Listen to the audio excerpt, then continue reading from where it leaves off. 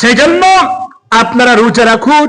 আর আপনাদেরকে বলতেছি, যুবকদেরকে বলতেছি, আপনারা যখন নামাজে আসবেন আপনারা কমপক্ষে 2-3 জনকে দাওয়াত দিবেন। কি কর, দলবলি বন্ধু আছে ওর মধ্যে একজনের সবাইকে দাওয়াত দিয়ে দিবেন যে চলো নামাজের জন্য যাই। এক বন্ধু রোজা নাই তাকে বুঝান। কি কর, আল্লাহ পাক বলেছেন লাস্তা আলাইহিম বিমুসাইতির, নবী আপনার কাছে আমি ওহী দিয়েছি, আপনি লাঠি দিয়ে পিটায়া কাউকে ইসলামের পথে আনার কোনো প্রয়োজন নাই, আপনি শুধু পৌঁছায়া দেন। হেদায়েতের মালিক কে?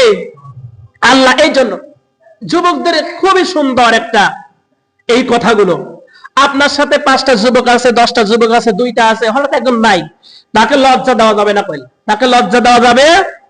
লজ্জা দেওয়ার জন্য আমি কোনো কথা বলতেছি না। তাকে বুঝাবেন, ভাই আমরা রোজা আছে, আপনি রোজা থাকেন, রোজার দিন থাকেন, রোজা ভালো হয়, একই সাথে থাকি, চলেন নামাজের জন্য যাই। আজকে রোজা নেই, কাল দিন আপনি রোজা থাকেন, আজকের দিন আমাদের সাথে আপনি নামাজ পড়েন।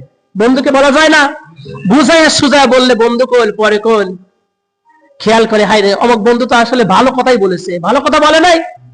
সেই জন্য আমার যুবকদেরকে বলতেছি, আপনারা যখন নামাজের জন্য আসবেন অবশ্যই আপনার পাশে যারা আছে, বন্ধুরা আছে, তাদেরকে নামাজের জন্য, রোজা থাকার জন্য দাওয়াত দিবেন।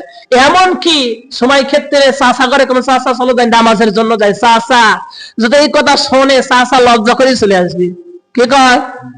সেই জন্য তাদেরকে বলে শুনে যদি আনা হয়, কত ভালো কাজ, কত নেক কাজ। সেই জন্য এই কাজগুলো আমার যুবক ভাইরা করবে, আমার মুরব্বী বাবারাও এই কাজগুলো অবশ্যই অবশ্যই করবে।